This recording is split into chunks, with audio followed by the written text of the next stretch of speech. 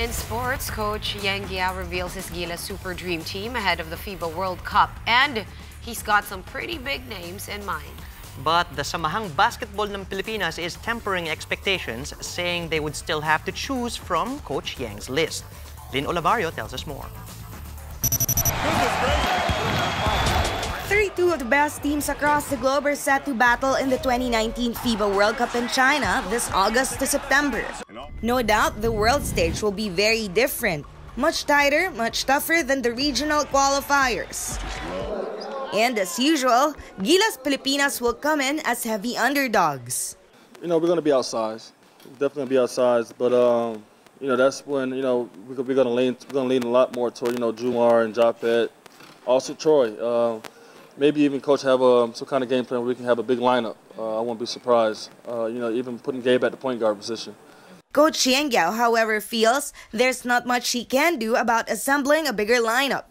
Instead, he's banking on their much improved chemistry. Wala na tayong pwedeng hatakin na magpapalaki pa sa team natin. Meron mang changes, 1 or 2 players the most. Kung nakuha na natin yung chemistry natin, nakuha na natin yung samahan nila, nag-succeed naman tayo dun sa objective natin. Parang if it's not broke, why fix it? Apart from Jordan Clarkson playing as a local with Andre Blatch as the naturalized player, the veteran tactician also said that his Super Dream Team would include Stanley Pringle and Christian Standhardinger as locals as well.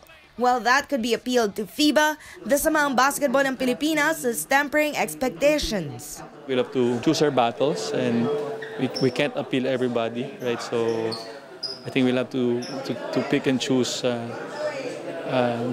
Maybe Clarkson will be a case that we wanna pursue.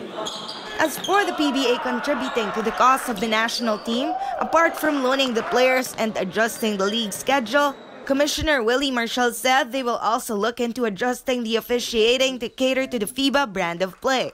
Si Coach Yang sinabi sa akin yung mga 2 months ago pa, Willie, kung magaling ang pro league natin, magaling ang national team natin. So yun nga, sa players at yung quality ng games. Tingnan din natin kung paano yung matitweak natin yung mga ibang tawagan. The PBA has repeatedly reassured lending its full support to the national squad. For News 5, Lynn Olivario, We Are One News.